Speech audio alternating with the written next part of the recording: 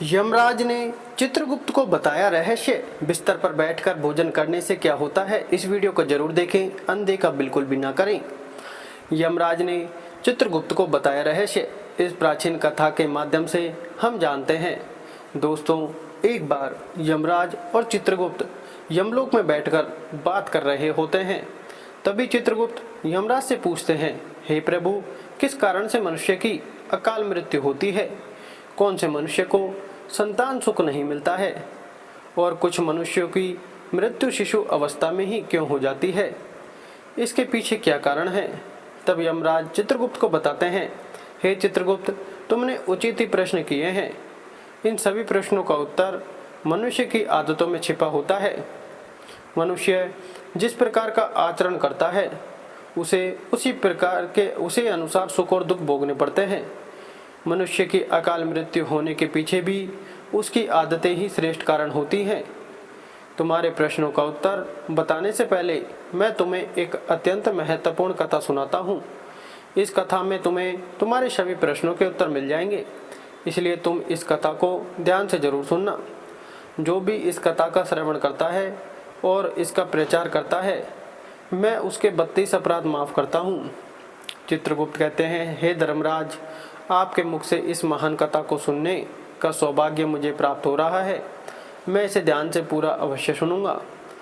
फिर यमराज चित्रगुप्त को वह कथा सुनाने लगते हैं। पूर्व काल की बात है। मगध देश में हिमकुंडल नाम के एक प्रसिद्ध सम्राट हुआ करते थे। उनके राज्य के अंदर अनेक नगर, वन, पर्वत तथा सरोवर थे। महाराज हिमकुंडल अत्यंत गुणवान, बुद्धिमान तथा कुशल सम्राट थे। उनके राज्य में प्रजा अत्यंत संतुष्ट थी। प्रजा को किसी चीज की कोई कमी नहीं रहती थी। महाराज स्वयं ही अपनी प्रजा का ध्यान रखते थे। उनके राज्य में चोरों लुटेरे का कोई भय नहीं था। महाराज बड़े धर्मात्मा थे। उन्होंने अनेकों बार यज्ञ किए, दान धर्म किए तथा अनेकों ब्राह्मण और मुनियों को दान दक्षिणा दी। उन्होंने अनेक पोखरे खुदवाए, वाटिकाएं बनवाई, वृक्षों का रोपण किया। इस प्रकार के अनेक पुण्य के काम महाराज ने किए। महाराज की पत्नी का नाम सुवर्णा था। रानी सुवर्णा अत्यंत सुंदर, गुणवान, रूपवान तथा चरित्रवान स्त्री थी। वह भी नित्य धर्म कर्म तथा दान धर्म किया करती थी। किंतु इतना सब कुछ होने के बावजूद भी महाराज को कोई संतान नहीं हो रही थी, जिससे महाराज अत्यंत दुखी थे। महाराज का दुख देखकर प्रजा भी अत्यंत दुखी थी। फिर एक दिन महाराज अपने राजमहल में बैठकर इस प्रकार से सोचने लगे कि किस पाप के कारण मुझे पुत्रहीन रहना पड़ रहा है। मैंने ऐसा कौन सा पाप किया है जो मुझे इतना बड़ा दंड मिल रहा है। अब मेरी इस समस्या का हल केवल मुनि वशिष्ठ जी ही कर सकते हैं, इसलिए मैं उनके पास जाकर इस समस्या के लिए उपाय मांगता हूँ। फिर महाराज अपने रथ में बैठकर मुनि वशिष्ठ जी के आश्रम पर जाते हैं। वहाँ पर मुनि वशिष्ठ जी ने उनका स्वागत किया और उन्हें बैठने के लिए आसन देकर पूछने लगे, हे राजन, आज किस कारण से आपका हमारे आश्रम पर आना हुआ? कहीं आपने संन्यास तो नहीं ले लिया है? महाराज मुनि से कहने लगे, हे मुनिवर, ऐसी बात नहीं है। आज मैं आपके पास एक शंका लेकर आया हूँ। मैं अत्यंत दुखी हूँ। केवल आप ही मेरी इस शंका का समाधान कर सकते हैं। मुनि वशिष्ठ कहने लगे, हे राजन, भला आपको किस प्रकार का कष्ट? आप तो इतने बड़े राज्य के सम्राट हैं। आपके मन में जो भी शंका हो, आप निसंकोच होकर पूछिए, मैं अवश्य आपकी सहायता करूँगा। फिर महाराज हिमकुंडल कहने लगे, हे मुनिवर, मेरी कोई संतान नहीं है। किस पाप के कारण मुझे संतानहीन रहना पड़ रहा है? संतान के बिना मेरा उद्धार कैसे होगा? मेरे राज्य का उत्तराधिकारी कौन बनेगा? कृपया आप मुझे बताने की कृपा करें। किस कारण से मैं संतानहीन बन गया हूँ और मुझे संतान की प्राप्ति के लिए क्या उपाय करना चाहिए? फिर मुनि वशिष्ठ ठीक है कहकर अपनी योग शक्ति से महाराज के पूर्व जन्म को देखने लगते हैं और महाराज से कहते हैं, हे राजन, आपको संतान सुख न मिलने का कारण आपके द्वारा पिछले जन्म में किया हुआ पाप है।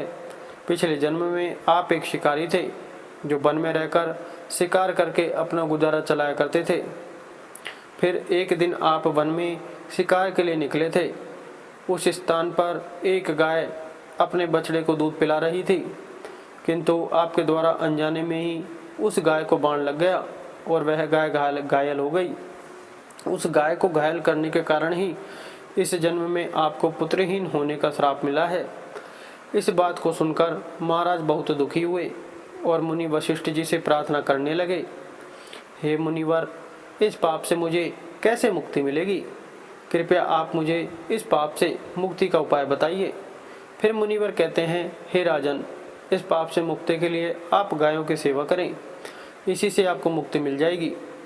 फिर महाराज ने अपने राज्य में अनेक गौशाला बनवाई, ब्राह्मणों को गायों का दान दिया और अपने महल में नित्य गाय की सेवा करने लगे।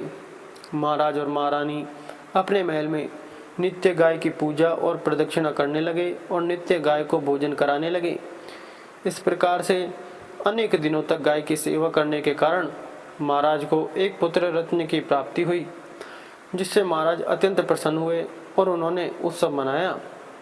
महाराज उस बालक को बड़े लाड़ प्यार से पालने लगे, उसकी हर इच्छा और मनोकामना को पूर्ण करने लगे। किंतु कुछ ही दिनों के बाद महाराज के जीवन में दुख के बादल फिर से छा गए। जब महाराज का वह पुत्र 16 वर्ष का हुआ तो अचानक एक भयानक रोग के कारण उनके पुत्र की मृत्यु हो गई। पुत्र की मृत्यु से महाराज शोक में डूब गए और सब कुछ छोड़कर वन में महाराज वशिष्ठ जी के आश्रम पर पहुंच गए। वहां पर जाने के बाद मुनि ने महाराज से पूछा, हे राजन, किस कारण से आप शोक में डूब गए हैं? वशिष्ठ जी ने अपनी दिव्य दृष्टि से सब कुछ देख लिया।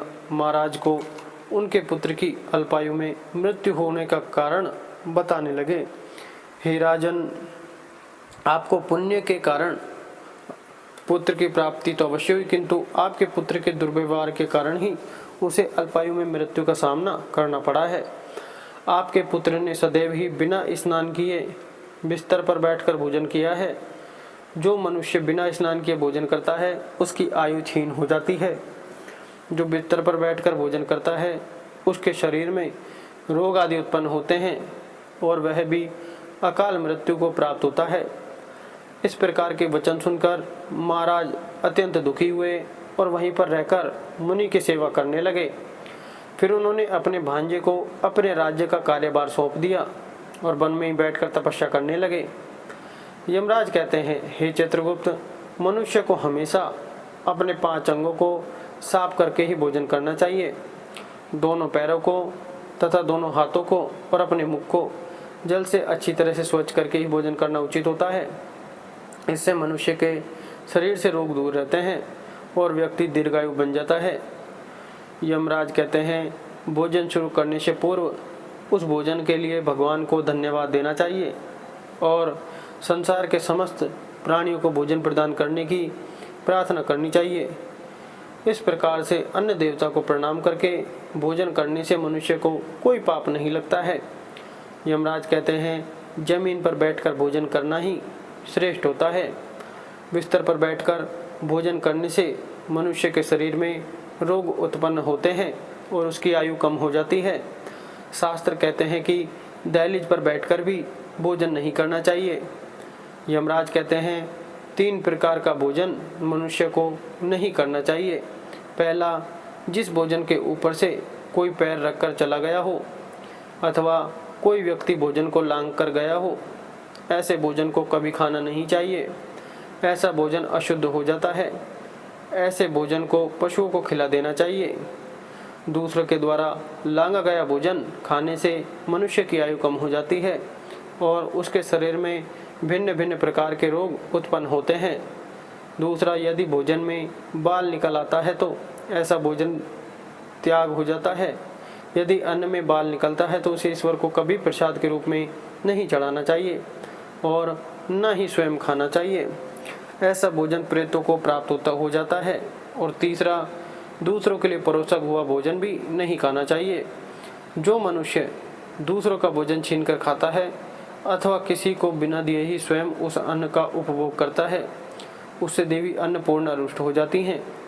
भोजन सभी में बांट कर खाना चाहिए। दूसरों के हिस्से का भोजन करने से मनुष्य के पुण्य कर्म नष्ट हो जाते हैं। तो दोस्तों, आज के लिए बस इतना ही। उम्मीद करते हैं आपको ये कथा पसंद आई होगी। तो वीडियो को एक लाइक करिए और ऐसी ही और कथाओं को जानने के लिए चैनल को सब्सक्राइब भी कर लीजिए। राधे राधे। जय श्री कृष्ण। जय श्री राधे कृष्ण। धन्यवाद।